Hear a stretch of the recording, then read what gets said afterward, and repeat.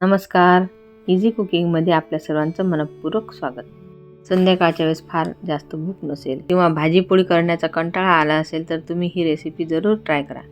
घरातील लहानांपासून मोठ्यांपर्यंत सर्वांनाच आवडणारी अशी आजची रेसिपी आहे. चला तर वेळ न घालवता रेसिपीला सुरुवात करूया. तर शक्यतोवर आपण हिवाळ्यात बाजरीचा वापर करतो. तर बाजरीपासून आपण अनेक प्रकार बनवून त्याचा आस्वाद घेत असतो.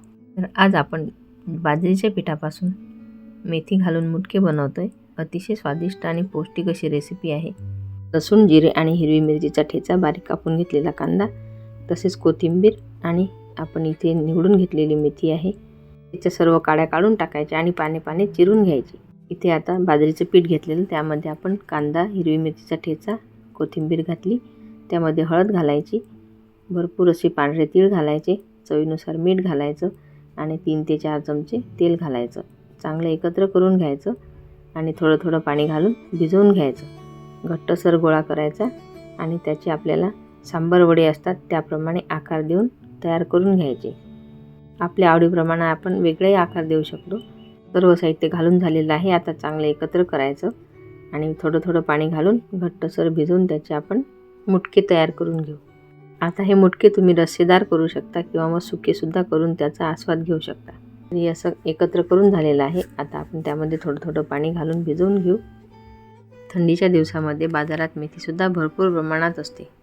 तर आपण ही अशी फुलं आलेली किंवा त्याला शेंगा आलेली मेथी घरी आणून त्याला सावलीत वाळवून त्याची पावडर करून ठेवू शकतो. ऐन वेळी फोडणीत घालायला छान राहते. सुकलेल्या मेथीच्या भाजीचे प्रकारसुद्धा बनवून खाऊ शकता. मेथीच्या भाजीप्रमाणेच आंबाडीची भाजीसुद्धा वाळवून ठेवू शकता. आता असे हे आपले मुटके तयार झालेले आहेत. आपण चाळणीला तेल लावलं आणि त्यावर हे वाफवायला ठेवलेले आहेत. आधी पातेल्यात पाणी ठेवायचं आणि त्यावर ही चाळणी ठेवून द्यायची. त्यावर झाकण ठेवायचं. अगदी 10 ते 15 मिनिटात आपले मुटके शिजून तयार होतील.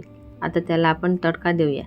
तर तडका दिल्यानंतर आपण सुकेसुद्धा ठेवू शकतो, परंतु आज आपण रस्सेदार बनवणार आहोत. तुम्हाला जर सुके लागतील तर तुम्ही ढोकळ्याप्रमाणे त्यावर तडका देऊन वरून टोमॅटो सॉस घालायचा आणि खायचं. नुसते वाफेवरचे शिजलेले सुद्धा छान लागतात. इथे आपण तेल तापवायला ठेवलं तर जिरे, मोहरी, हिंग आणि तीळ घातलेले आहेत.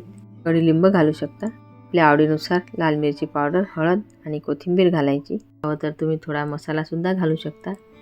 आता पाणी ओतायचं आणि आपले मुटके यामध्ये सोडायचे. चवीनुसार मीठ घालून घ्यायचं आणि तयार झालेले मुटके यामध्ये सोडायचे आणि उकळी येऊ द्यायची. चांगली उकळी आली म्हणजे आपला रस्सासुद्धा दाटसर होईल. यामध्ये काहीच घालायची आवश्यकता नाही. असाच आपला रस्सा चांगला घट्ट होतो. तुम्ही बघू शकता आपण फक्त पाणी घातलेलं होतं, परंतु आपला रस्सा छान दाटसर झालेला आहे. अशा प्रकारे आपली बाजरीचे मेथी मुटके तयार झालेले आहेत. वरून छान बारीक कापून घेतलेला कांदा घालायचा, भरपूर अशी कोथिंबीर घालायची, हवं तर लिंबू पिळा आणि त्यावर थोडे मेथीचे पानेसुद्धा घाला. तुम्हाला हवं तर तुम्ही साजूक तूपसुद्धा घालू शकता किंवा टोमॅटो सॉससुद्धा चालेल. अगदी खायला स्वादिष्ट लागणारी अशी आजची रेसिपी आहे. तुम्हाला जर माझी आजची रेसिपी आवडली असेल तर रेसिपीला लाईक जरूर करा. तसेच नवीन असाल तर सबस्क्राईब देखील करा. सोबत बेल आयकॉनला क्लिक करा.